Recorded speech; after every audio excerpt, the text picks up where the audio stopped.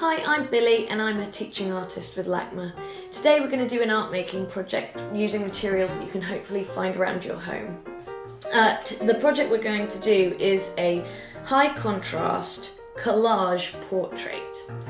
The project today was inspired by one of the artists in LACMA's collection. Her name is Elizabeth Catlett, and in her artwork she would often tell the stories of black women in the 1940s and 50s in America. She told the stories of well-known historical figures such as Sojourner Truth and Harriet Tubman, but she also represented the untold stories of black women at that time. So at this point in the video, I would encourage you to pause and to go to LACMA's website and look into their collection and search Elizabeth Catlett Sharecropper, the title is Sharecropper, from 1952. Once you have found that image, look at how she uses bold lines, strong bold lines, to draw attention to the most expressive parts of the face. She also uses really high contrast of black and white to create a really bold and powerful portrait of her sitter. So Catlett used a process called printmaking to create that artwork. It's part of what creates those really strong lines and the bold black and white. But we're going to use a medium called collage.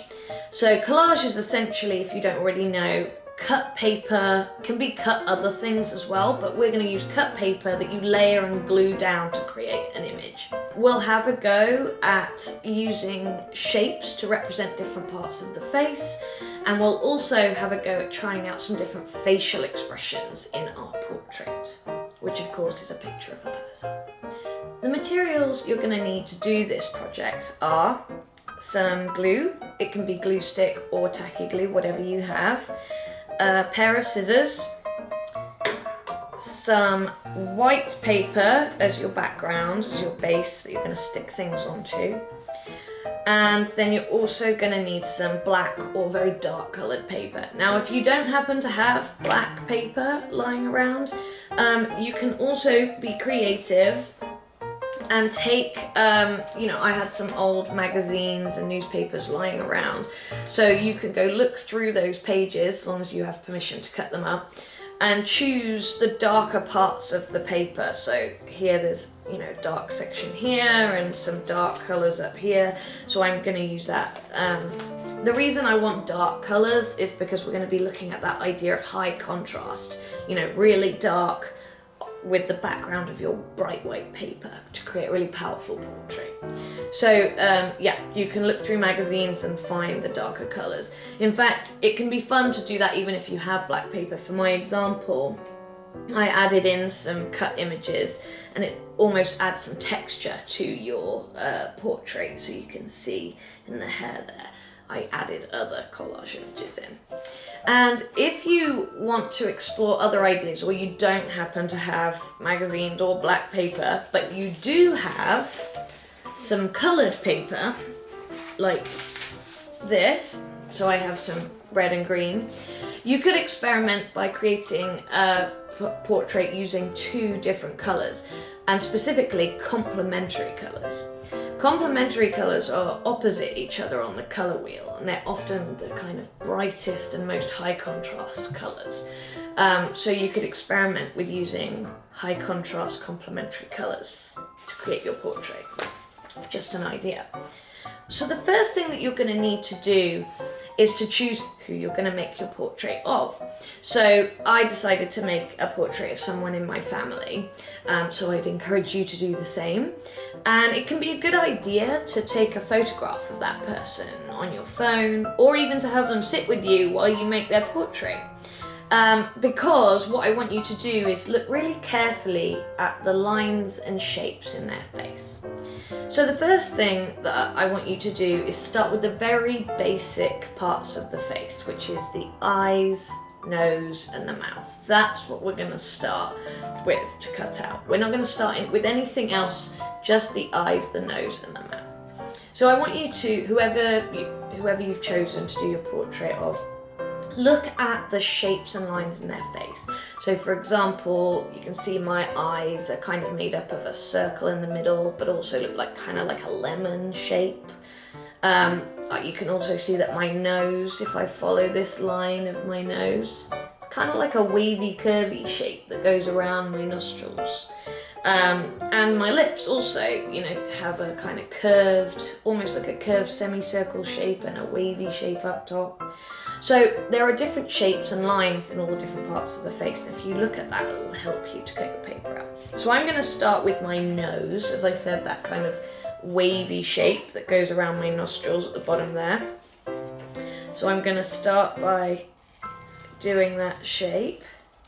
Now, if you don't feel comfortable just cutting out the paper without first drawing out something in pencil, you can totally use a pencil. I just prefer to, you know, cut piece shapes out of paper first, because I actually find it easier than drawing everything first. There we go. So, I've got my nose shape right there, you can see. I'm going to put that on my paper, and I'm not going to stick it down, and you'll see why in a minute. The next thing I'm going to do is I'm actually going to do one of my eyes. I'm going to try kind of creating a semicircle as one of my eyes. And I'm going to use a technique that you can use if you don't really feel comfortable using the scissors or you've got little hands. So if you prefer ripping the paper, that can be really fun too, and you can get some really interesting lines. So I'm going to try to create my eye by ripping my paper, like so. And then I'm going to rip another little semicircle out. That's kind of like the pupil of my eye. There you go. So you can see I've got a kind of semicircle shape, and that will be one of my eyes. I did another one earlier. So got my two eyes, and also cut out my mouth earlier as well. So now you can see I have a kind of my eyes, nose and mouth.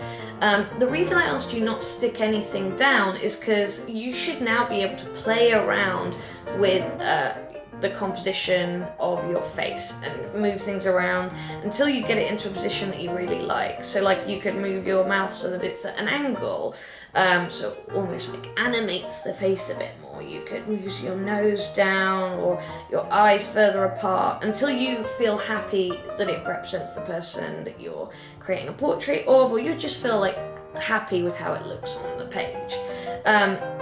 So there we go. I have skipped ahead a little, and I have done one I did earlier. Move all these to the side. So you can see here, I did this earlier and stuck all of my pieces down once I was ready and finished.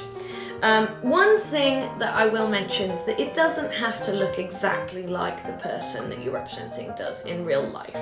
This can be your creative representation of that person.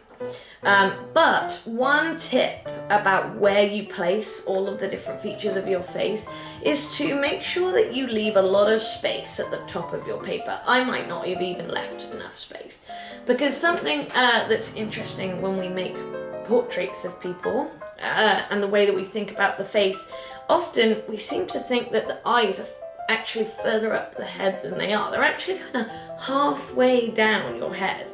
So like if you look in a mirror, you'll realise at the very top of your head and between your chin, your eyes are kind of halfway down. We actually have quite a lot of space above our eyes, and it'll give you lots of space for a fantastic hairdo of some kind. Okay, so that's the tip. Once you've got your eyes, nose and mouth done, that's when we want to start adding other parts of the face. So I'll show you the next piece I did. So I started to add some hair. I added things like a cheekbone, because that happened to be really prominent in the person I was representing. So I added a cheekbone, I added a part of their jaw. And you also should think about, when you're doing the hair, for example, what kind of hair does the person you're creating a portrait of have? Do they have like wavy hair? Is it curly? If they've got curly or wavy hair, you want to cut curly or wavy lines. If they've got straight hair, what about cutting a series of straight lines that you kind of layer on top of each other like this? And so once you've got added some other parts of your face, that's when we want to start adding things that will really start to make our portrait look very expressive. A good way to start doing this is just to add the eyebrows.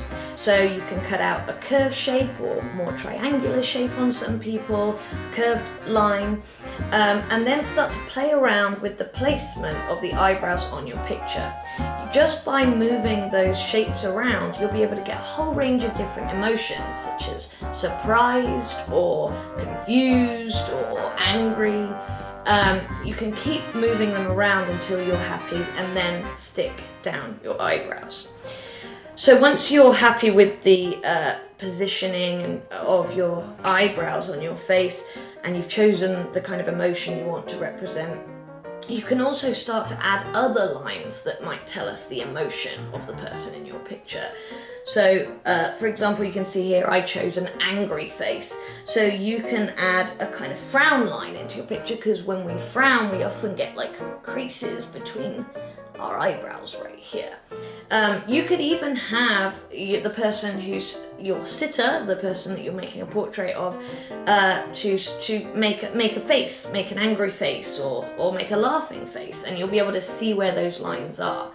So for example, when we laugh, we often get laughter lines around our face and lines near our eyes as well. And as I mentioned, don't stick everything down immediately. Always play around with how you want the shapes and lines to look until you feel like they're perfect. When you finish your artwork, when you're finally happy with the final piece, I want you to go back and give your work a title. Elizabeth Catlett, she often would give her works titles that would tell you a little bit more about the person in her portrait. So why don't you try and do the same? Give your artwork a title, can even be a sentence as a title that gives a little bit more detail about the person in your picture. After you've given your artwork a title, we would also really love to see your finished works. So take a photograph of your finished piece and tag @LACMA. Thank you so much for making artwork with me today, and I'll see you next time. Stay creative.